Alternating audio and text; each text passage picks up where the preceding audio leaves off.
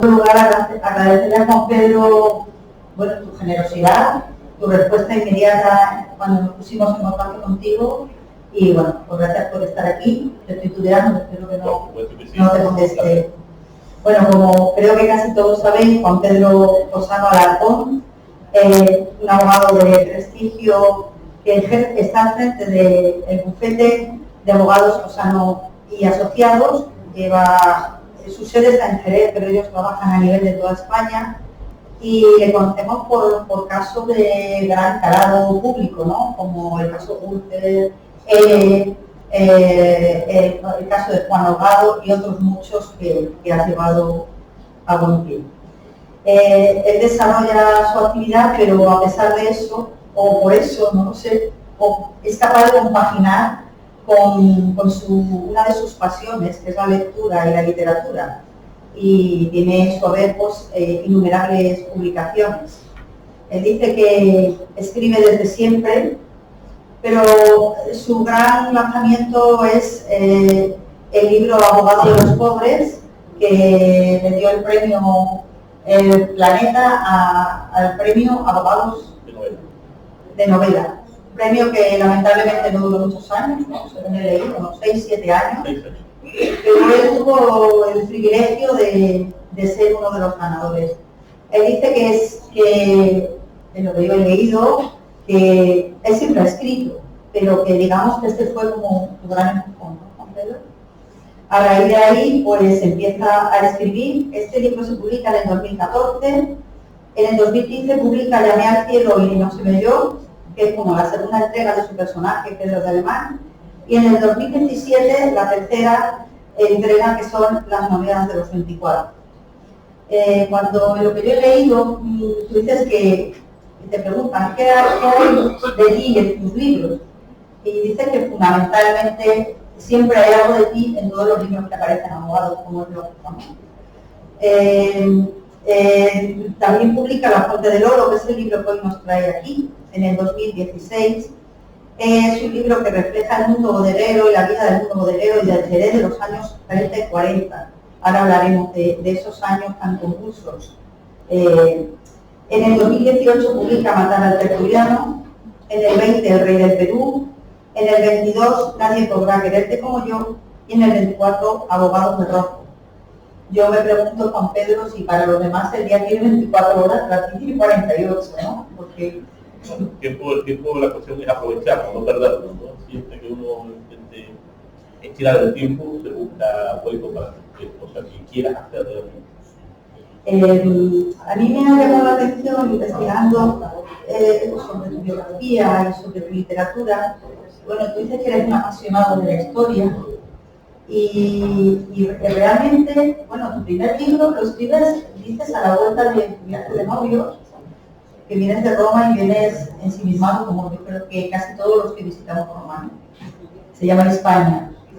Pero me llama la atención y entiendo que eres un apasionado también de la historia, porque tus libros pasan por diferentes épocas históricas muy diferentes, como el reinado de Carlos II el Hechizado, la conquista de Perú, en el siglo XVIII, siglo XX, vas pasando por épocas muy diferentes.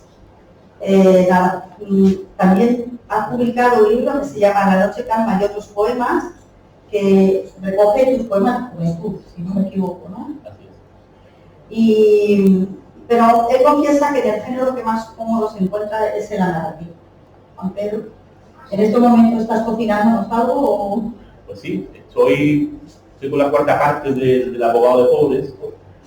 La verdad es que lo llevaba parado desde 2023, que apenas sí tenía tiempo para escribir con los pleitos. Este verano da muy fuerte, voy ya por la página 200 y yo creo que en octubre, máximo noviembre, tenemos la novela terminada y ojalá pueda estar para el año que viene en librería. Hay mucha gente que me pregunta ¿cuándo vuelve Pedro de Alemán? Bueno, pues, si Dios quiere, el año que viene volverá Pedro de Alemán. Pues estaremos esperándolo, ¿no? Bueno, hoy el libro que nos trae aquí es La Fuente del Oro y bueno, con mucha gente que ha hablado piensa que venimos a comentar el libro. Yo cuando hablé con Juan Pedro le dije el objeto no es comentar el libro, aunque vamos a hablar del libro evidentemente, y además él me dijo no puede ser una presentación del libro porque ya tiene mucho tiempo. El objetivo es, puesto que estamos celebrando la fiesta de la vendimia, que nos explique un poco, refleja muy bien este libro El mundo bodeguero, entre los años 29 y 39, años 30-40, y lo que queremos es que nos hable de este libro. Bueno, el libro refleja ese mundo de la burguesía, de la alta burguesía, de la aristocracia bodeguera jerezana, pero como contrapunto tiene el mundo de sus trabajadores, su empleada pobre, que se cruza en el camino, y bueno, una boda que él tiene que hacer sí o sí, ¿no? También después hablaremos. Este es más o menos el resumen de este libro, ¿no? Pero bueno, digo, no es el objetivo de hoy, aunque vamos a hablar, por supuesto, de él. Bueno, yo te quería preguntar, aunque en el libro se explica muy bien, ¿por qué la fuente de oro, que no es del oro, como solemos decir, ¿vale? Bueno, este es un libro que la idea no parte de mí, no nace de mí. En primer lugar, buenas tardes, gracias por acogerme aquí en el Ateneo de Jerez. Es un privilegio estar aquí hoy con vosotros y espero responder a la expectación que se ha creado. Este libro, como decía, no nace de mí, no es una idea que salga de mí. Es la editorial quien me plantea escribir un libro sobre el Jerez de esta época.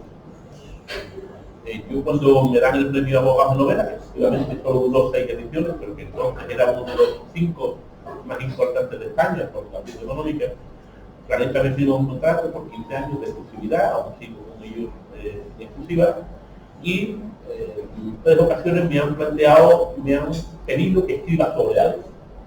Por ejemplo, El Rey del Perú también es una novela por encargo. En este caso, la editorial me dice que llevaban tiempo intentando que alguien escribiera una novela sobre una persona que o bien conocéis o bien habéis oído hablar de ella, que es José Gómez de la Riva, el Pantera. La editorial me pide que escriba una novela sobre el Pantera. Y yo le digo que no. Le digo que no porque yo conocía a esta persona y al tiempo que se me hace este ofrecimiento, mucha de su familia aún estaba viva, ¿no? Yo digo que no voy a escribir sobre el Pantera, pero que si quieren yo les hago una novela sobre el Jerez de aquella época. Y así nace La Fuente de Oro. La Fuente de Oro es porque el líquido ambarino del vino de Jerez era una fuente de oro realmente para los bodegueros de esa época. Creo al personaje de Beltrán de la Cueva, que es un trasunto de José Gómez de la Riva, aunque unos años antes. Creo a su antagonista, que es Tere Gavilán, una chica humilde de la calle Zarza, y me invento una serie de personajes, algunos de ellos me encantan, y los sitúo a todos en un Jerez emblemático, un Jerez glamuroso, como es el Jerez de los años 30, un Jerez que estaba a la altura de muchísimos aspectos de las grandes capitales españolas. Ese es el motivo, el leitmotiv de La Fuente de Oro, un libro que tuvo muchísima expectación. Incluso en la convención de Planeta del año 2017-2018, Miquel de Haxa, el director de A3 Media, publicó que el siguiente proyecto cinematográfico de A3 Media sería La Fuente de Oro. Lo que pasa es que después, no sé si por la pandemia o por razones internas, el proyecto sigue todavía en stand-by y no se ha llevado a cabo. Me encantaría ver es verdad que yo lo veo mucho como película o como serie, sí. Mira, si no te importa, situarnos, es un momento histórico y político bastante convulso, bastante complicado, donde tú sitúas la historia, pero me gustaría, para aquellos que no lo hayan leído, que más o menos hagas un breve resumen de qué momento histórico se vive, desde la caída de Primo de Rivera, Segunda República, inicio de la Guerra Civil y posguerra, un poquito de posguerra tocas. Bien, la novela empieza en el año 29, cuando Miguel Primo de Rivera viene a Jerez, al Casino Jerezano, a una fiesta que se hace en el Casino Jerezano, algo que es real, que está documentado en los periódicos de la época, y finaliza en 1941, después de la guerra civil, de la primera posguerra, acaba en Madrid. El espectro político en el que se desenvuelve la novela es el marcado por la dictadura del Primo de Rivera hasta el golpe de Estado de Franco. Nos encontramos con una España que, después de la monarquía liberal de Alfonso XIII, de 1902 a 1931, en el año 23 la situación económica era caótica, los grandes partidos se derrumbaban, el conservador y el liberal. Teníamos un problema de la guerra de de Marruecos, la Semana Trágica de Barcelona y el asesinato de José Canales. Todas estas circunstancias provocan el golpe de Estado de septiembre de 1923 de Miguel Primo de Rivera, entonces el Cánonas, entonces capitán general de Cataluña. El rey apoya la sublevación de Miguel Primo de Rivera, se crea el directorio militar, se suprime la Constitución de 1776, se prohíben los partidos políticos, se implanta la censura de prensa y se crea un único partido que es Acción Patriótica, que es lo que se llama. Es una etapa de crecimiento económico, gracias al intervencionismo estatal y al proteccionismo que se lleva a cabo. Contribuye también la victoria en la guerra del Rif sobre Marruecos, sobre Abdelkrim, ayudada por la intervención francesa por las tropas españolas, y en ese contexto comienza la novela hasta que en 1930 Miguel Primo de Rivera, cansado y enfermo, dimite y se exilia en París, donde finalmente morirá. Lo sustituye, en contraposición a la dictadura de Miguel Primo de Rivera, la dicta blanda del general Dámaso Berenguer. En esta época, que va de 1929-30 al 31, realmente por muy poco tiempo, se suceden dos gobiernos, uno es el de Dámaso Berenguer y el segundo es el de Juan Bautista Aznar, que convoca elecciones en 1931 y se produce el advenimiento de la Segunda República, cuyas particularidades y pormenores todos conocemos y sería largo de explicar ahora, hasta que en julio del 26 se produce el lanzamiento del ejército español en contra de la Segunda República, entramos en la desgraciada y terrible Guerra Civil Española, hasta el triunfo del bando nacional en abril de 1929. Ese es el ámbito político, digamos, en que se desenvuelve la novela. En Jerez, por si alguien tiene curiosidad, en Jerez en esa época, de 1930 al 36, existieron 8 alcaldes, en 5 años y poco.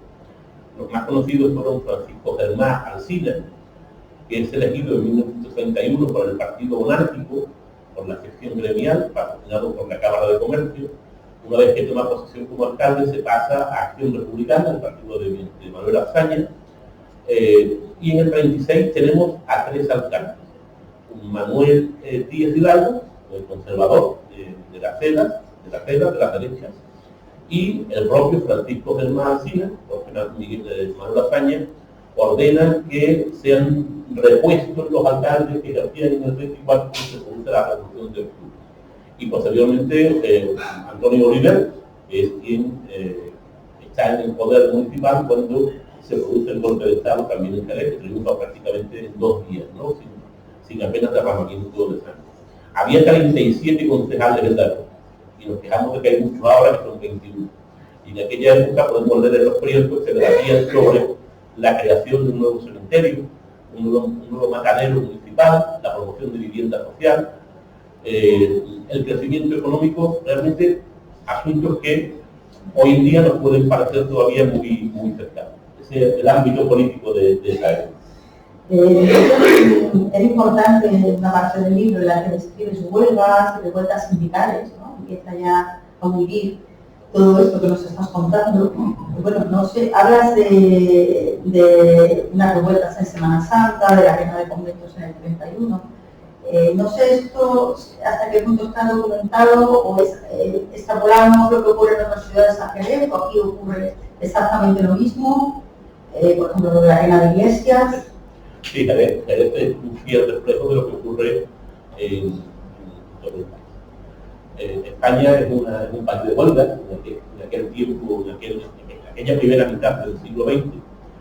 Es muy curioso lo que ocurre, incluso lo cuento como anécdota, aunque sea un poco anterior al tiempo del libro, lo que ocurre en el llamado trienio bolchevique entre 1918 y 1920, lo que ocurre en Jerez.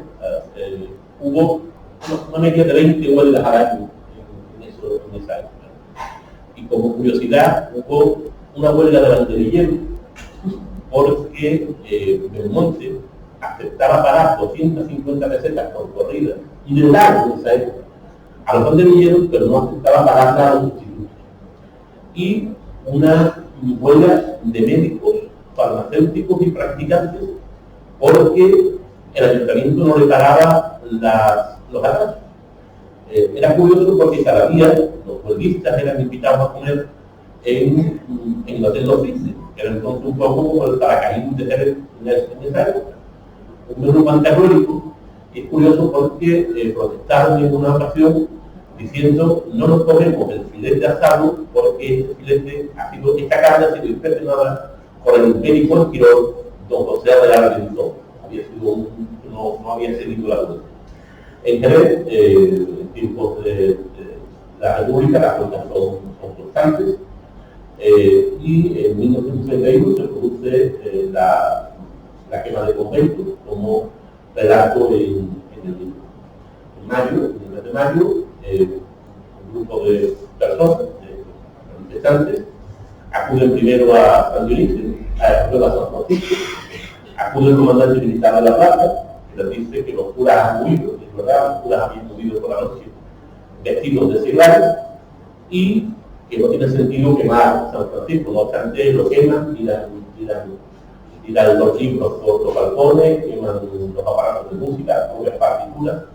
De ahí se van al Carmen, donde igualmente queman la iglesia del Carmen, se salvó la imagen de la Virgen y sufrió daños importantes el texto de la alzada, y posteriormente a Santo Domingo, donde ya no pudieron actuar, terminó la Guardia Civil, los carabineros y acabaron en la cárcel municipal la mayor parte de los países.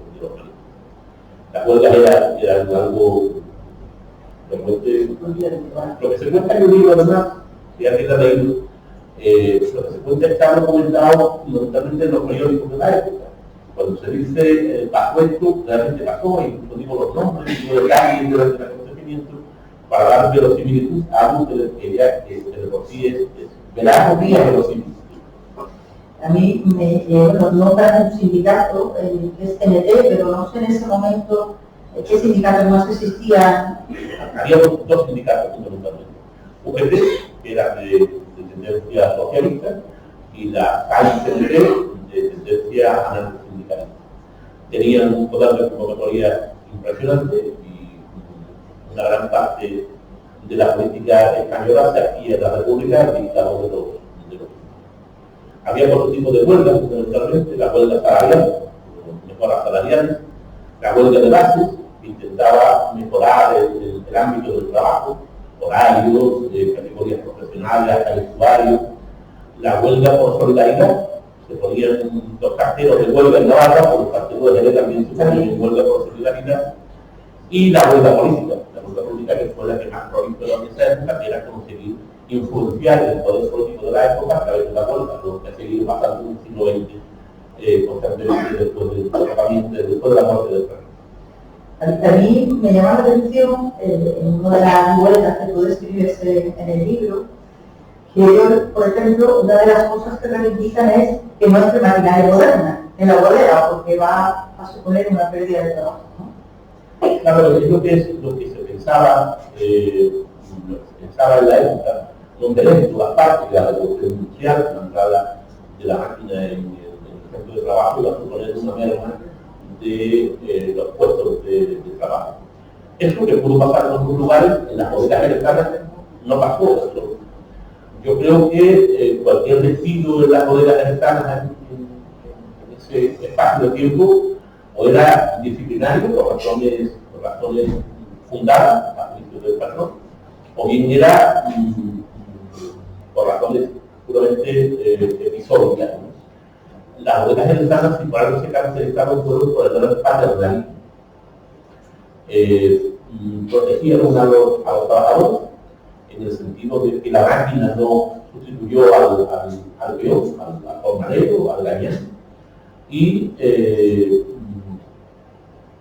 la luna que existió en Jerez no afectó tanto a los empleados de bodegas como a otros sectores de la economía venezolana. Tanta fue la hambruna que hubo en Jerez que en el 26 los almacenes Tomás García, yo creo que muchos de nosotros seguro que todavía recuerdan los almacenes Tomás García, y creo que ya lo siguen existiendo, entregaban 100 kilos de pan diario durante el mes de mayo para aliviar el hambre que existía en Jerez. Y un carnicero de la calle Sol, Manuel Vizcaíno, repartía también 20 comidas diarias para personas hambrientas, porque la hambruna que era importante. Ello unido a la subida de precios. El pan sube 5 céntimos y la libra de carne pasa de 3 pesetas y media pasa a 5 pesetas. Los precios suben, los salarios se mantienen y existe un difícil acceso al alimento básico. Pues bueno, a mí también me llama la atención yo me imaginaba, o sabemos, que estamos luchando hoy en día por el techo de cristal que llamamos, ¿no? Y el salario aún, pero ellos cuando reivindican eso, reivindican una subida de salarios, tanto para hombres como para mujeres, pero desde las mujeres le dicen al dueño de la bodega, no puede ser como el nuestro, tiene que ser, supongo que también hacían otra labor, pero quiero remover un poquito de esto y la jerarquía que existía un poco para montar. Sí, el feminismo de esa época era muy curioso. En la República se consigue el voto femenino, el derecho al espacio femenino, y se consigue en contra del criterio de reputadísimas feministas de la época, de partidos de izquierda, cuyos nombres son públicos. Desde Rosa del Turbo hasta Clara Campoamor, porque pensaban que las mujeres, influenciadas por la oscura, iban a votar a la vez. Justamente, muchísimas mujeres de izquierda se opusieron al voto femenino en la Segunda Guerra. El papel de la mujer en el tiempo de la Fuente de Oro era un papel marginal, un papel carente de derechos que hoy consideramos ordinarios y en un estado inferior al del hombre en todos los aspectos. También en el salarial, la brecha salarial existía incluso con mayor amplitud, con mayor significación que hoy en día. Los trabajos que realizaban las mujeres eran fundamentalmente trabajos manuales, trabajos de embotellado, mi padre trabajó en bodega, yo de niño frecuentaba muchísimo la bodega de Odega, y ya estoy hablando de los años 60, 70. Yo no recuerdo ver a ninguna mujer en lo que se llamaba el escritorio, nombre que yo también traslado a la novela. Sí. Yo no recuerdo ver a ninguna mujer, ni siquiera de secretaria, trabajando en la bodega en tareas de oficinas o burocráticas. Puede ser que existieran, porque probablemente existirían algunas, la excepción siempre confirma la regla. Pero en mi memoria, yo recuerdo una bodega de personas con bigotes, de trajes oscuros, todos vagos. La mujer estaba condenada a los trafismos del embotellado, fundamentalmente, porque se lavaban las botellas, se ponían las etiquetas, se encapsulaban las botellas. Y además cobraban menos, ¿no? Y además cobraban menos. Hay un momento durante la huelga, y bueno, también quería remarcar eso de las grandes pérdidas que esas huelgas supusieron, ¿no? Pérdidas económicas, porque según tú escribes en tu libro, hay un momento, ellos tiran como de lo que tienen guardado, lo que tienen embotellado, preparado ya, pero hay un momento donde nuestro protagonista del plan de la huelga ve que se le acaba ese remanente que tiene ahí y quiere dar una solución al problema, ¿no? Una solución que yo no soy de Jerez, entonces desconozco esto, pero cuando yo llegué a Jerez, dije, oye, qué bonito que haya barriadas para la gente que trabaja en bodegas, me parece algo muy altruista, ¿no? En cambio, tú en el libro lo planteas como una salida, la salida fácil que el plan de la huelga tiene para solucionar ese problema de huelga. Entonces les ofrece unas viviendas que van a tener lo que no tenían en sus casas, un baño propio, agua corriente, ventanas donde puedes ver la calle. Entonces él piensa, no sé si estoy haciendo spoiler, claro, que no vale. Tengo unos terrenos que no valen nada, que no me sirven para nada, y entonces pues les voy a construir ahí algo y con eso negocia, digamos, ¿no? Entonces yo no sé qué hay del altruismo que yo pensaba que existía aquí, qué hay de esto y cómo se llega a esa vivienda de la gente de bodegas. Sí, el hecho de que se pedía las viviendas a cambio de no ir a la bodega es una lección que literaria.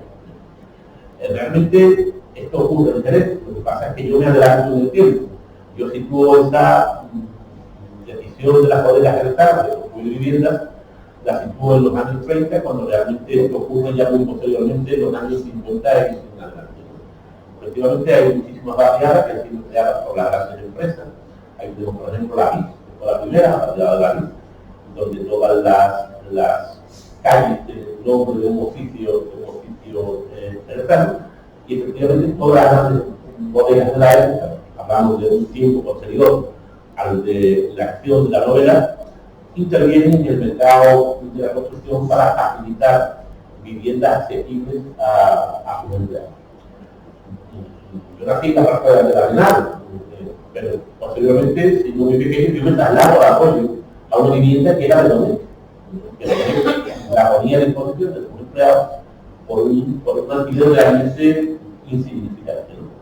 Al igual que la vida, se constituye la AXA, una empresa que todos conoceréis que ya se extinguió, constituida por la bodega jerezana, que crean diferentes barriadas jerezanas, fundamentalmente la barriada de Eduardo Velázquez y lo que es San Ginés de la Jara, que además tiene el nombre del patrón de la posteriormente José María Ruiz Mateo, que era la barriada de San Antonio, cerca de Covesa, y la barriada del Perpetuo Socorro, que es la Virgen patrona de la empresa. Posteriormente, la Diputación Provincial constituía las barriadas de la Alegría, en la costa de la Alcubilla, y los bloques de San Benito, que están entre la antigua circunvalación y la avenida Álvarez de Hidalgo. La construye en cooperación con los sindicatos de David y muchísimos de los beneficiarios de esas viviendas sociales fueron trabajadores de la obra. Existió eso que se cuenta en la novela, efectivamente, son viviendas que todavía siguen ocupando los descendientes de los trabajadores de bodega de aquella época, y fue una muestra más del paternalismo que siempre ha caracterizado hasta los años 80, fundamentalmente hasta la huelga del 91, que creo que todos vivimos, a los bodegueros del Estado para con sus trabajadores. Bueno, ya más o menos hablado del tema de la vivienda, hemos hablado, ¿no?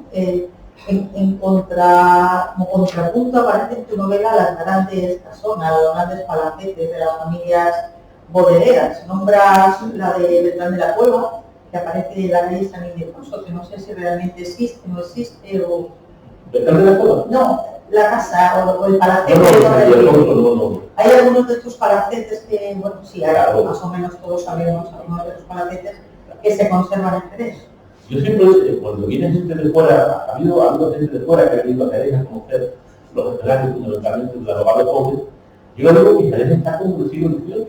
Lo que es el casco urbano de Jerez, el casco céntrico de Jerez y el casco histórico, tiene el mismo trazado que tenía en el siglo XXI. Si hablamos de 1930, pues evidentemente el Jerez de hoy es muy parecido al Jerez de 1930.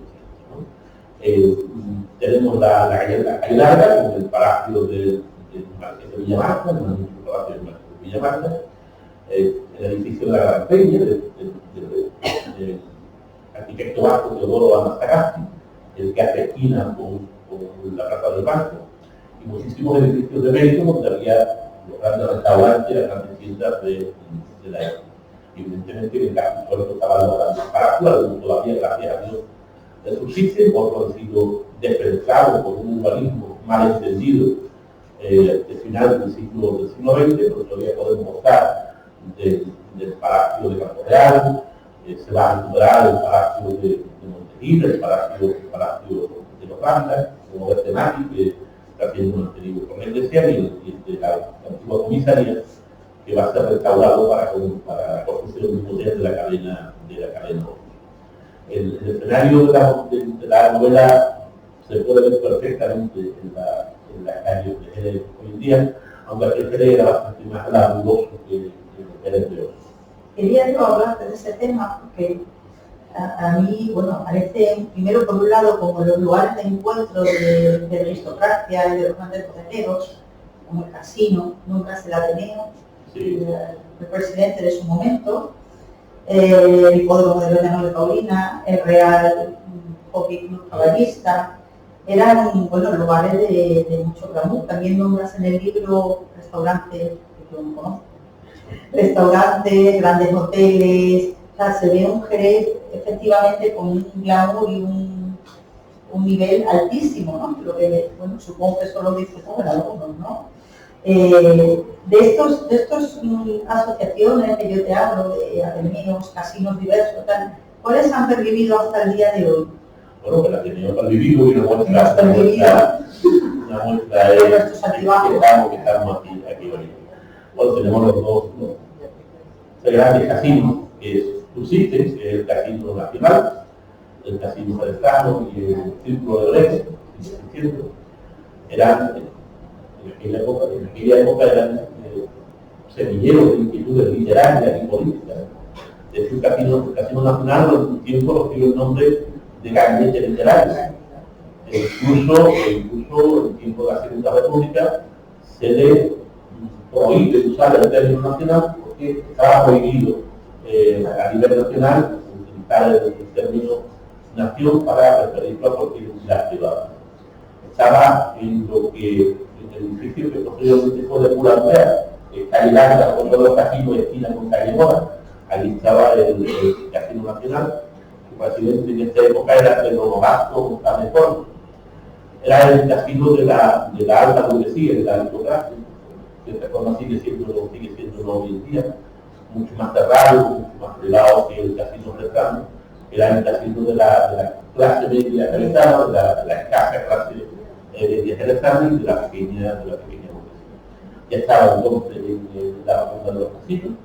Su presidente era el doctor Don José Ginón Segura, y el Círculo de Orejo estaba presidido entonces por Don Antonio León Malcón, y muchos conocidos. El primer cine que hubo en Jerez fue el Salón Jerez, en calle Doña Blanca, que fue inaugurado en enero de 1930. Luego llegarían otros cines como el Cinema X, el Gran Cinema Alcázar, el Cine San Agustín. Algunos de estos cines yo he llegado a mostrar en mi mundo. Entre los cabarets se fija la novela La Venta Palma de Victoria, el Estambul, situado en la calle meramente bajo, al lado del Palacio de Campo Real, y con la calle Isla, o la Esquina de Oro, el Gran Salón Maravilla, de la calle Cervantes, etc. Había los grandes teatros, el Teatro Eslava, el cual solamente permanece el solar allí en la Verdad Vieja, y el Teatro Villalacta, del cual afortunadamente seguimos gozando. Una cantidad de cafés impresionante. Cafés que eran donde la gente iba a leer el periódico, donde se podía almorzar y donde se podía hacer vida social. No, la novela, el principal, el más conocido, el más selecto de todos estos cafés, era el Café Forno, situado en el número 45 de la calle Larga. Después estaban la antigua de la Vega, el Café del Conde, el Café Universal, el Café del Partido, en la Plaza Monti, el Café Largo, el Árbol, en calle Larga. En 44 estaban casi todos en la calle Larga. Un restaurante, el Colmado. Muchos de nosotros hemos conocido el Colmado, donde he tomado las mejores angulas que yo he vivido en el Colmado. Y restaurantes como la Barra Vieja, que sigue existiendo hasta hace muy poco tiempo, el Hotel de los Cisnes, el San Diego, famoso, se decía en la prensa de la época por su paro triunfado a la aparición, el Jerez moderno, y después tenemos los tabancos. Los tabancos, que es una figura peculiar de Jerez. Es en el tabanco donde se crea la tapa era el trozo de chapina que se ponía encima del bazuco para evitar que las moscas entraran dentro del vino. El tabanco era tal como lo conocemos, una barra blanca, igualmente de ahora, donde se apuntaban con tinta las construcciones, el suelo de abrizo, regado con frecuencia, y el vino que se servía de la boca. No era el vino que se exportaba a los ingleses, era el vino o bien oloroso de menor calidad, o el llamado el raya, que era un olor todavía de peor calidad. En el tabaco se aprovechaba todo, hasta las escurriduras de la boca. Las escurriduras se conservaban en un ingrediente, posteriormente se embotellaban como vino de la casa y se vendían a menor precio. Como curiosidad, en los tabancos, aunque no estaba así de lado, la entrada de las mujeres estaba prácticamente legal. Solamente se le permitía entrar para acordar al marido cuando el marido estaba ya al borde de la botella. Sí podía tener un ventanuco para donde la mujer quería el vino que iba a usar para cocinar. Porque el tabaco de Jerez se crea, en el tabaco de Jerez se crean frases tan famosas hoy en día como se prohíbe un cante, algo que se incumplía constantemente, o aquí o no se fía, aquí no tampoco. Son cosas que nos encontramos en los tabacos. Existían 3 periódicos muy importantes en la época: el periódico del Guadalete, que se puede leer digitalmente, y si alguien tiene curiosidad por conocer el Jerez de esa época, el periódico es la mejor forma de acercarse a él. Yo en la novela digo incluso cuál era el número de Teletaxi de entonces. Teletaxi estaba en la calle Rosario. Todos esos son datos que te facilita la lectura del periódico de entonces. El periódico de Guadalete estaba dirigido por Diego Brocardo Portales. El diario de Jerez, la propiedad de un bodeguero, Juan Paulino Jiménez, que era el condueño de Paulino y Vergara. Además fue diputado en Cortes, concejal por Unión Tradicionalista. Y después tenemos el Semanario Claridad de la Unión de Derechas Independientes, dirigido por Enrique Vitabueno, que tuve el placer y el honor de conocer porque era abogado y un ramillete larguísimo de referenciar de boletines, de sindicatos y de partidos de izquierda. Realmente había donde elegir a la hora de leer periódico. Bueno, hay una pregunta que te iba a hacer, que ya casi me la has respondido, que bueno, al leer el libro se aprecia perfectamente la ausencia de clase media, ¿no? Estaba la persona trabajadora y estaban las clases sociales altas. Y también esto lo iba a enlazar o lo iba a unir con la pregunta que te iba a hacer con respecto al ocio, que bueno, no me la has respondido, pero casi está. El tema de bueno, los grandes, el avenue, los grandes centros, casinos, etcétera, y luego me has dicho los tabancos. Yo entiendo que en el ocio no se mezclaban mucho las clases, ¿no? No, evidentemente. Nada. No sé, es el cine quizá, ¿no? Para la clase más baja. Nada. Jerez se dice que era patrón o era jornalero. Había muy poca clase media. En Jerez en esa época nos encontramos a la vieja aristocracia, cada vez más escasa. Los Vicencio, los Dávila, los Basurto, los Pavones, son nombres de la vieja aristocracia que en el siglo XVIII eran muy comunes. En el siglo XX prácticamente están desapareciendo. Hay muy pocas referencias a ellos. Una de ellos es de Álvaro Dávila, que fue más que Villamarta en esta época. Después tenemos la alta burguesía, conformada por los bodegueros, los terratenientes, los labradores, los patrones en definitiva. Y hay una pequeña burguesía, hay una pequeña clase media conformada por los asesinatos liberales, comerciantes de cierta entidad, y poco más. Una burguesía emergente, ¿no? Exactamente. Y poco más. Que además no se mezclaban entre ellas. Y buena prueba de ello es los dos casinos que existían: el Casino Nacional, reservado, regulado, exclusivo para las altas clases, y el Casino de Carne, más para la clase. Este no mezclarse se lleva incluso al terreno del matrimonio. Los grandes bodegueros se casan entre ellos. Y esto es un aspecto muy importante del libro que ahora comentamos, ¿no? Sí. Incluso hasta eso, ¿no? El terreno matrimonial es una clase muy indolente. Sí. Bueno, en estos lugares de que hemos hablado de Casino Nacional o del Real Club de Hockey y tal, en el libro parece que se toman como grandes decisiones, ¿no? Son puntos de encuentro de las altas esferas y allí se toman grandes decisiones. Decisiones como por ejemplo el apoyo económico, que a mí eso me ha llamado mucho la atención, del mundo bodeguero a Acción Católica y Acción bueno, Nacional. Acción Nacional, perdón, y si son avisados, no son avisados. A mí eso me llamó mucho la atención, como a cambio de un dinero que no se les exige, pero casi, ¿no? Tampoco ellos quieren darlo, según reflejas en el libro, porque dicen, bueno, y si esto sale mal y gana el contrario, me veo perdido, ¿no? Pero al final sí deciden, y lo deciden de mutuo acuerdo, ¿no? Apoyar ese movimiento y se les avisa antes del golpe de Estado para que ellos puedan huir a Gibraltar. A mí esto es una de las cosas que me ha llamado mucho la atención del libro. Sí, está. Quiero que nos comentes. Está resultado. El Partido Acción Nacional, de Ángel Herrera Oria, que se presentó a las elecciones y no salió ni siquiera él, como lo estaba un gran fracaso, fue apoyado por los poderes venezolanos, al igual que la CEDA en la coalición de derecha. Hay que hacer en cuenta que los poderes venezolanos eran algunos de los mayores contribuyentes al fisco español. Su capacidad económica era mucho más relevante que la de ahora. El golpe de Estado. El golpe de Estado era algo anunciado. Que se sabía. Algo crónica de una muerte anunciada. Todo el mundo en España y en Europa sabía que en el mes de julio del 26 iba a existir un movimiento golpista por parte del ejército español, y se sabía incluso quién lo iba a encabezar, que era el Sanjurjo y el general Mola.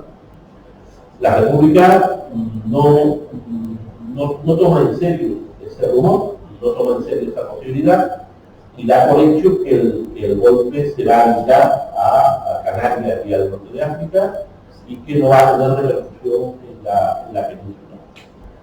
Y se equivoca con el dialecto.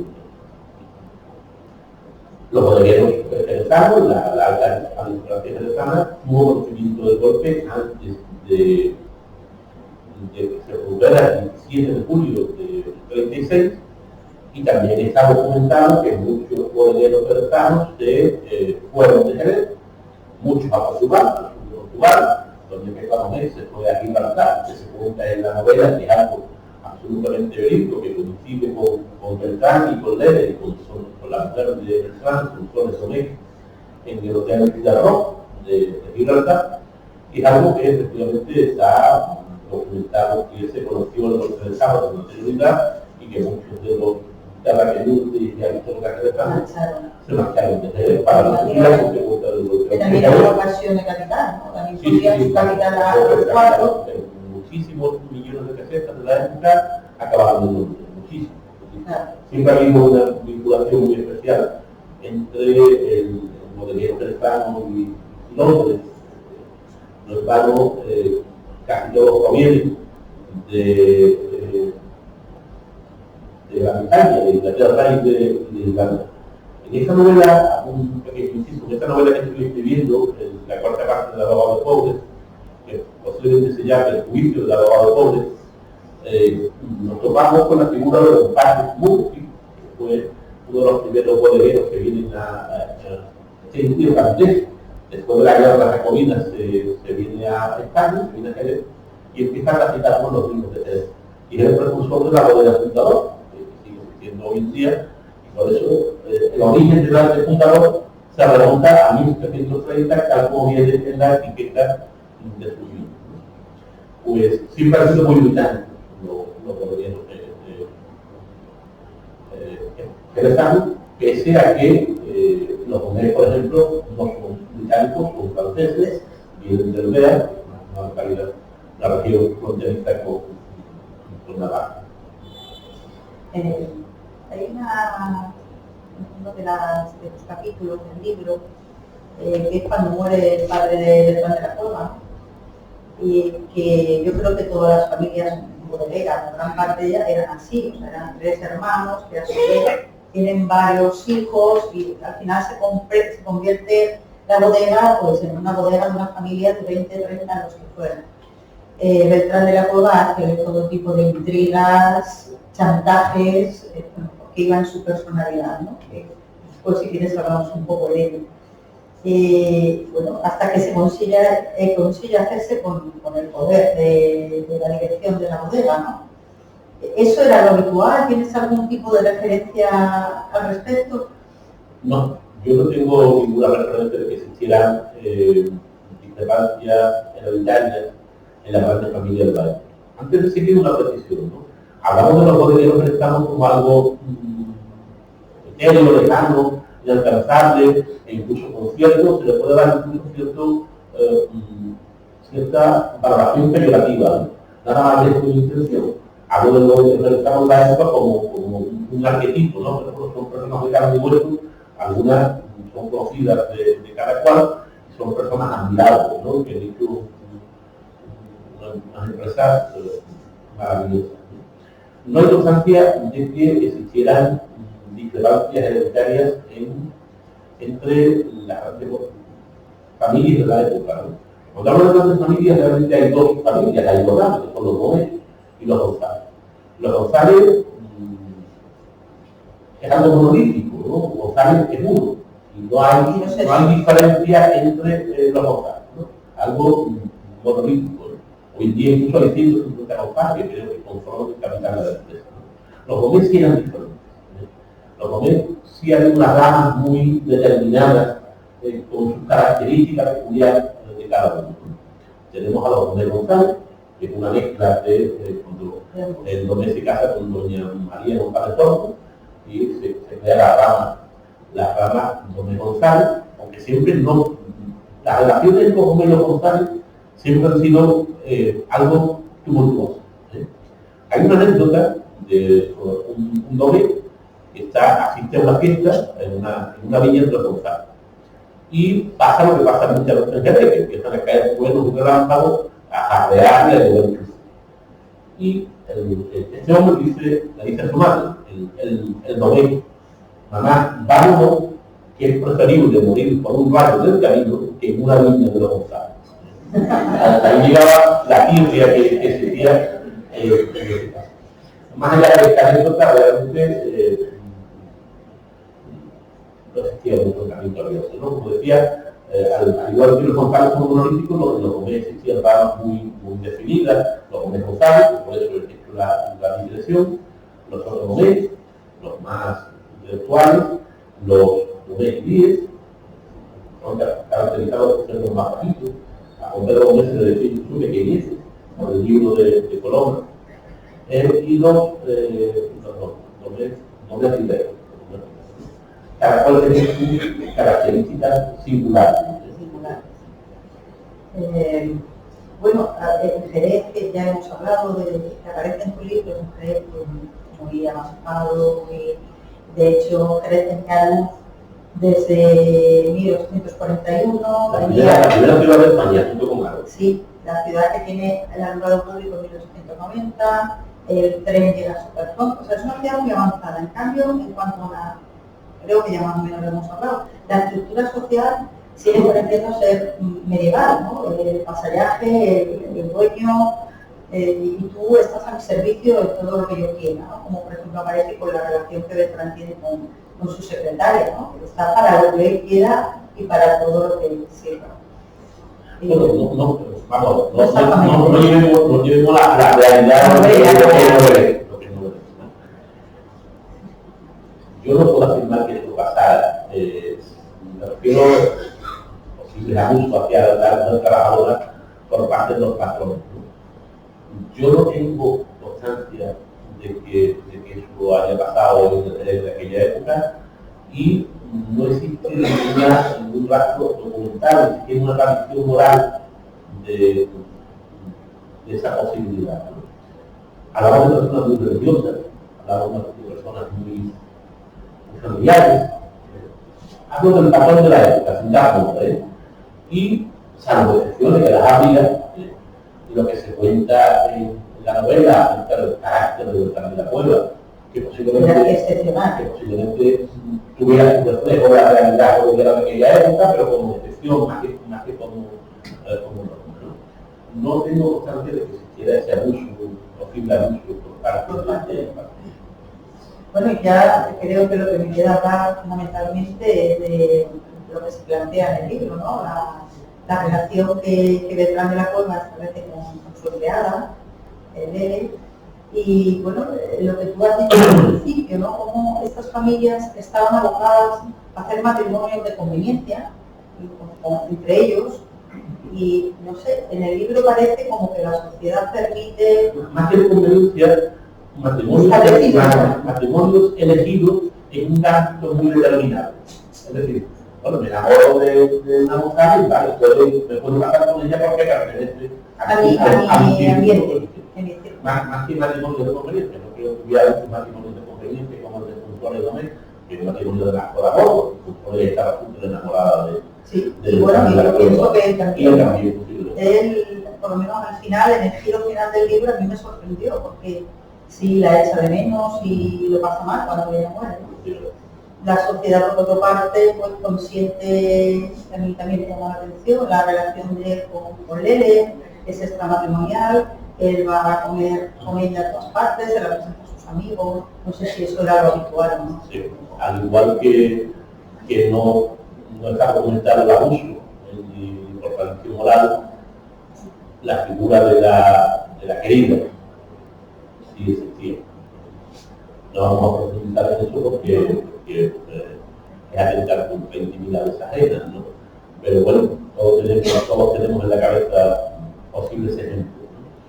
Existía la querida, pero algo como, yo creo que no es algo singular de los modelos de género, los patrones de género. Yo que era correcto, algo normal de doble moral, ¿no? En ese encuentro que el divorcio no existía, por tanto, la separación estaba mal vista, económicamente incluso podía ser perjudicial por aquello de la cultura de alianzas económicas. De todas formas, a mí el personaje de Lele me encanta, a mí personalmente me encanta, y cómo es capaz de romper con una vida cómoda, fácil, ¿no? Según los cánones de la época, podía haber tenido una vida muy fácil, con dinero, y ella llega un momento que dice, es amor, o entrega total, o rompo con todo, ¿no? A mí me parece un personaje muy bonito. Bueno, pues yo, para terminar, o casi terminando, le quiero, bueno, ahora abrimos un turno de preguntas, si queréis, pero te quería preguntar sobre la novela, porque cada uno, supongo que los que la hemos leído tenemos un personaje que nos gusta más o menos. A mí, por ejemplo, de él me gusta mucho. ¿Cuál sería tu personaje favorito de esta novela? Yo te voy a sorprender, ¿vale? A mí hay un personaje que me encanta, que es marginal, pero que es Isabelino Ruiz. ¡Ah! El juez que luego nos mató, ¿no? Isabelino Ruiz, que es el personaje siniestro de la novela, el que primero viene como mandatario de Ángel Herrera, de Acción Nacional, para recaudar los fondos de los bodegueros venezolanos, y posteriormente nos lo encontramos como secretario de la General Moda y como secretario del Interior de la Seguridad Pública en Madrid, que es quien facilita además el recuerdo. Me parece que es un personaje que caracteriza de una forma muy vívida lo que era el poder de esa época, lo que era el poder de la sombra, lo que era el poder de la corrupción del poder, ¿no? Y un personaje que me encanta, al igual que me encanta el nombre, Isabelino, nunca se lo pondría a un judío, pero me encanta el nombre, es un personaje que le gusta que cariño. Y resulta un poco siniestro, pero en el giro final que le das al libro, ¿no? Cuando le pide que me entregaría mi bodega, y ahí como que ese personaje se deshace, ¿no? Dice, bueno, pues, si tienes ese amor tan grande como para ser capaz de perder tu bodega, llévatela ya, ¿no? Y se lo facilita todo. ¿Qué personaje es el que menos te gusta? ¿No? Posiblemente Maravilla, Roberto, me parece. Sí. La prima de Bertrán, con quien él tiene una relación casi incestuosa desde el principio de la novela. Me parece que es una mujer estable, una mujer que no tiene las características que yo necesitaría. ¿Hay alguna de las situaciones que has escrito en este libro que te ha costado más trabajo, no sé, por la crueldad, o te has sentido cómodo en todo momento en este libro? Me siento muy cómodo porque soy yo quien crea lo que estoy escribiendo, y por lo tanto, si me fuera escrito, lo escribiría. El momento así en que te puedes mucho emocionar escribiendo, ¿no? La voz de Antonio Barea, que es un personaje. Antonio Barea era el novio obrero de Lele Gavilán, a quien me pareja finalmente, que hace que muerto en la guerra civil cuando se produce el golpe de Estado. Y después la vida de la cañería, ¿no? Intento describir cómo era la vida de la cañería, realmente era una vida dura en aquella época. De todos los lugares que nos describes en tu novela, ¿hay alguno que a ti te guste especialmente? ¿O que te sientas atraído? ¿Exista o no exista ahora? A mí, me gusta el escenario de Jerez. He sido feliz creando Jerez de esa época, documentándome y conociendo sitios, lugares que no conocía, ¿no? Los cabarets, por ejemplo, ¿no? En Estambul, lo que hemos hablado antes de él, que existía en la calle de los Tornillos, los Mechaquines, donde no se podía. Era el único tabaco, no era un cabaret. El único tabaco donde se permitía la entrada de las mujeres, porque eran mujeres de la buena vida o de la mala vida, era el situado que hay en los Tornillos, que después sería el barrio de los Mechaquines, ¿no? He disfrutado mucho de crear la época. ¿Y hay algún momento en el libro que más te haya gustado, con el que más a gusto o más hayas disfrutado? Bueno, pero que me has contestado, No, sí, no, pero me encanta el final, el Madrid de la época. Sí. Cuando yo estudio la posguerra, esos primeros años de la posguerra, y me encuentro con ese Madrid de la época, un Madrid caótico y al mismo tiempo grandioso, con los jefes de bloque, los jefes de casa, con la cantidad de racionamiento, por Madrid intenta salir de la destrucción y el caos, de vivir de su felicidad. Me enamoró en Madrid de esa época. De hecho, la siguiente novela, una novela que la última novela que he escrito ha sido gracias a el conocimiento que adquirí de Madrid de esa época, porque sitúo la acción de la abogada de Rojos en el Madrid de la primera posguerra. La novela comienza el 1 de marzo del 39, cuando entra las tropas nacionales, entran en el Madrid de esos años. Un Madrid también muy oscuro. Sí. Bueno, y ahora, si me permitís, pues voy a ahondar un poquito más en nuestro acompañante de esta tarde, que a mí me ha fascinado escucharte personalmente, para conocerte un poco más como persona, ¿no? No solo al abogado ni al escritor, sino, si tú me lo permites. ¿Tienes un escritor o escritores favoritos? Difícil. Miguel Delibes. Yo creo que Miguel Delibes es el escritor español del siglo de Cervantes. ¿Un libro favorito? Es más difícil. Por hablar de uno que he leído recientemente y que me entusiasma al autor, os diría, ahí arriba nos vemos de Pierre Lemaitre, un autor francés que escribe con los santos. ¿Qué libro o libros estás leyendo en la actualidad?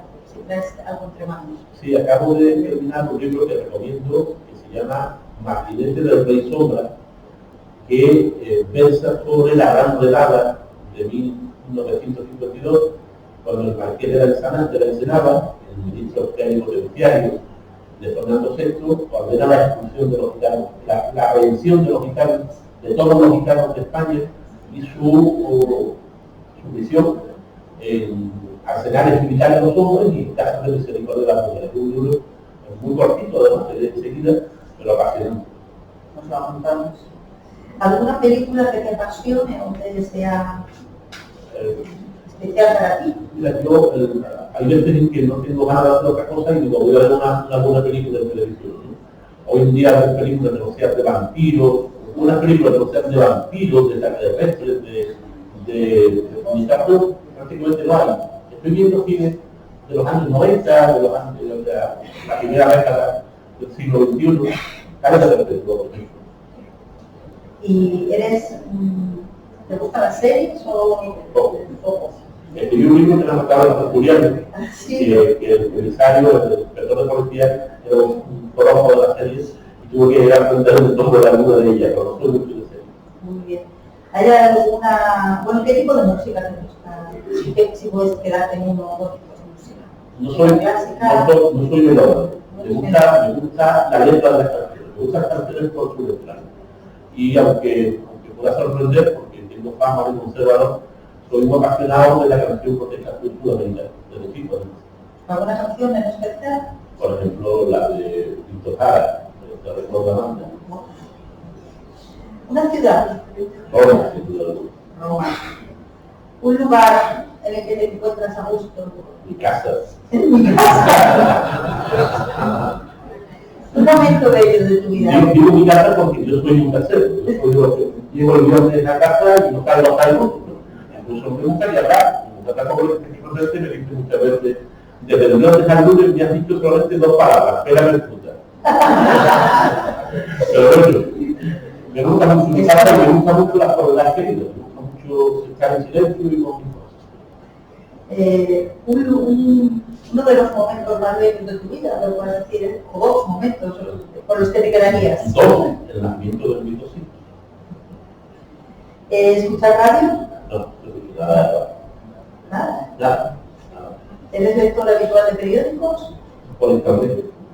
Leo el diario de Jerez, El País y el Marca. Cada día también lo recuerdo. Deporte. ¿Tu actividad favorita de ocio, pero que ya más o menos? El ajedrez, sin duda alguna. Soy un apasionado del ajedrez. No diría que no, que al menos no esté 3 horas diarias con el ajedrez. Vuelvo a repetirlo de las 48 horas de partido, porque no sé, 3 horas. Me levanto muy temprano, desde que me levanto, si me levanto a las 6:30, no salgo de casa hasta las 9. De hecho, 45 minutos estoy jugando al ajedrez. Y después de comer, estoy a menos de 1 hora y media jugando al ajedrez. Yo empecé a jugar al ajedrez con 13, 14 años, fui campeón de Jerez 4 o 5 veces. Y tuve que dejar el ajedrez cuando empecé derecho, porque soñaba partidas de ajedrez y me levantaba con un dolor de cabeza, con esa cabeza un dolor que se para quitar. Y tuve que dejarlo para quitar. Lo único que mantuve fue el problema diario de la acción de ajedrez. Lo seguía haciendo, pero dejé de jugar al ajedrez, que yo iba diariamente a la pequeña, siendo muy niño, por esa parte. Hice tablas con cada poco, una simultánea. Podría haber sido un buen jugador de ajedrez porque me apasionaba, me sigue apasionando. De tus libros publicados, ¿tienes algún favorito? ¿Les quieres a todos como hijos? No, vamos a ver, el libro que más cariño tengo, sin duda alguna, es de la Babal, es quien me permite el acceso al mundo editorial, como anteriormente había publicado España y Las Cortes Pequeñas, un libro policial, como la negra, que me gusta mucho. La había publicado, ni siquiera he intentado acceder a un editorial porque sabía que no te hacía el cartón. El abogado de poder es quien me abre el mundo editorial, mi planeta me recibe con los brazos abiertos, me hace firmar un contrato de 15 años, me ha encargado proyectos. El abogado de poder es un poco mi estandarte, mi bandera. El libro que más me gusta de los que he escrito es el de Carlos II de Chicago y de María Luisa Taroleano. Nadie podrá quedar de duda. Me parece una trama realmente original y me parece que, en cuanto a calidad literaria, de todos ellos, el que tiene mayor calidad literaria es de María Luisa Taroleano. Pues, bueno, ¿y hay algo que usted menos?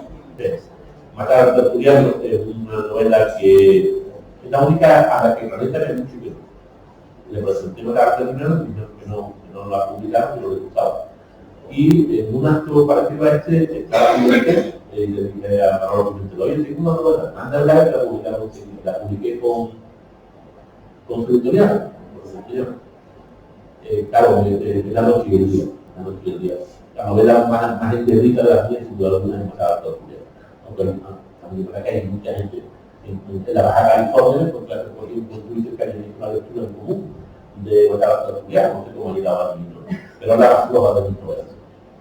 Yo te quiero hacer prometerme aquí, ya que estás, voy a aprovecharme un poco, porque me han dicho que tú haces unas visitas de Jerez, de los lugares que aparecen en Abogado de Pobres, muy interesantes, así que a ver si nos comprometemos. Yo el día que usted debiera con mi club de lectura. Hace poco tiempo con un club de lectura, dimos un paseo por el Jerez antiguo, viendo el escenario de Abogado de Pobres, después tomamos una copa y fue una mañana preciosa. Será pasado ya, ¿no? Ya veis mi compromiso.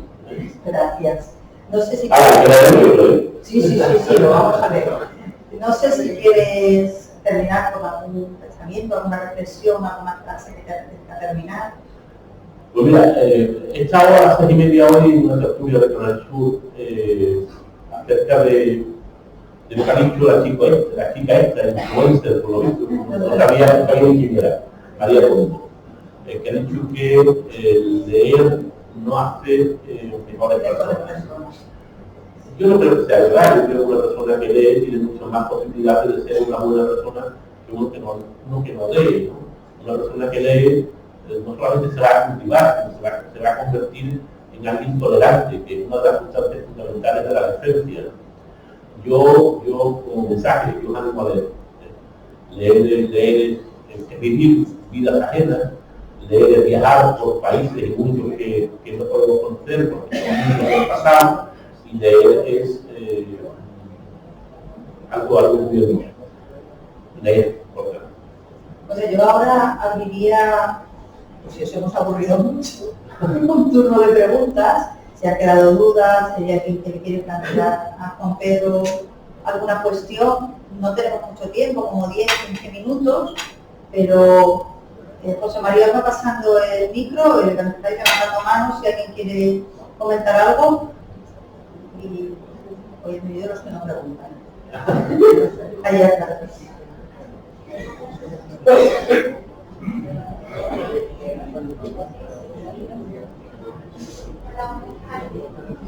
Se oye. Sí, yo también me he quedado con una duda con el libro, con el escrito. En el momento que matan a Antonio Barea y ella se marcha de Beltrán de la Cueva tenía algo que ver con esa muerte, había dado su visto bueno para que lo hicieran así o no, o No. una tradición. No, fue algo que se ocurre al margen de Beltrán, ni participa, ni consciente, ni posteriormente se alegra del crimen de Antonio Barea. Como una curiosidad, ya que preguntas por ese episodio, ¿no? Sí. Cuando yo mando el primer borrador a la editorial, nosotros trabajamos así, mandamos un borrador, después la editorial te dice sí, no. Cuando yo mando el primer borrador, la novela acaba ahí. Y me dice la editorial que en absoluto, que quieren que siga y que acabe bien además. Y como uno es muy obediente, pues ya me creé los episodios de Sevilla y de Madrid, que además, como he dicho anteriormente, el de Madrid es posiblemente la parte de la novela que más me gusta. Gracias. Gracias.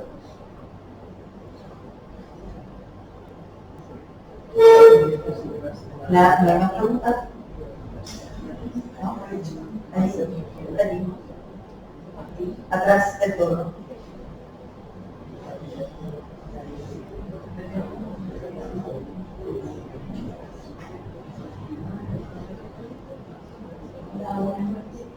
Hola. Yo el libro me lo voy a leer. Ahora, ya se puede leer cuando se ha comentado que en el golpe de Estado no hubo derramamiento de sangre de ley, tenía la duda si se refería a la entrada de las tropas ese mismo día o al tiempo posterior inmediato, porque según la que están reflejadas de la mujer también. Yo creo que he entendido. La pregunta es si, cuando he dicho que no hubo derramamiento de sangre apenas en Jerez, cuando el golpe de Estado, no me refería, digamos, a los fusilamientos que posteriormente acaecieron en Jerez. Efectivamente es así, sí. El golpe... Perdón. Antonio Oliver fue fusilado. Los maestros, Cierto. Sí, pero no sale nada en el libro. No, es que el libro no El libro no es una novela histórica. Sí, pero que se hace referencia a eso. ¿Sí? Vamos a ver, perdón.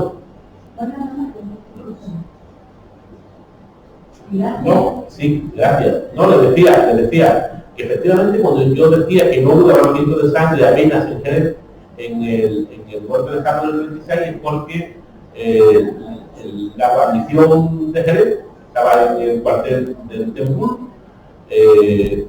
ayudara por los pocos efectivos que había en Garrapindo junto con los falangistas y los requetés que había en Jerez, pues un contingente de apenas 80 personas toma la ciudad prácticamente sin disparar un tiro.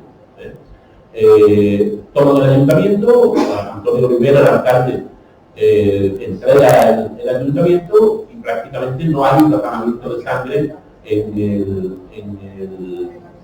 el golpe de Estado en esos días 17, 18 y 19 de julio, que fue lo que dura la guerra civil en Jerez. Posteriormente, como en toda España, hubo represalias, y toda aquella represalia que no tenga un juicio es una represalia injusta, indudablemente. La hubo. Y yo creo, esta novela la escribo yo hace 9 años, hace 10 años, porque la escribo en el 2015, se publica en el 2016. No la tengo en la cabeza íntegramente, pero indudablemente se hace referencia a la guerra civil en Jerez y se hace referencia a esas represalias que se producen en Jerez después del triunfo de Salvador Alzón, que fue el comandante de la plaza en esa época. Bueno, pues yo creo que si no hay... hay Carmen. Bueno, aparte de agradecer a Juan Pedro que está aquí con nosotros, que acercarnos a su obra, más allá de este libro, sino su obra que él sabe que lo ha leído toda y que es fantástica. Quería preguntarte cómo se puede conseguir el libro de La Fuente de Oro, porque evidentemente ha habido personas que lo han querido leer, de hecho tengo que ir estado el mío, y no hay muchas posibilidades de encontrar, ¿sabes? De alguna librería, o si la versión de la casa del libro lo tiene. ¿De qué forma podríamos hacer distribuir libros a las personas que aún no han leído? La editorial no queda ningún ejemplar, desgraciadamente. A mí me preguntan frecuentemente cómo conseguir el libro, lo mismo que tú me has preguntado, Mari. Yo siempre digo, bueno, me comentaba Maribel ahora que en librería Toca se ha encontrado un ejemplar, ¿no? Pero tiene que ser así, encontrar un ejemplar perdido en una librería que lo pueda tener. Yo sí sé que se ha encontrado en Amazon, aún se puede encontrar, aunque sea usado, y por un precio que no es el original. En Wallapop también se han encontrado libros, desgraciadamente no se ha vuelto a reeditar después de las elecciones que se hicieron en su momento, y no se ha vuelto a reeditar, y la verdad es que es difícil conseguir el libro de La Fuente de Oro.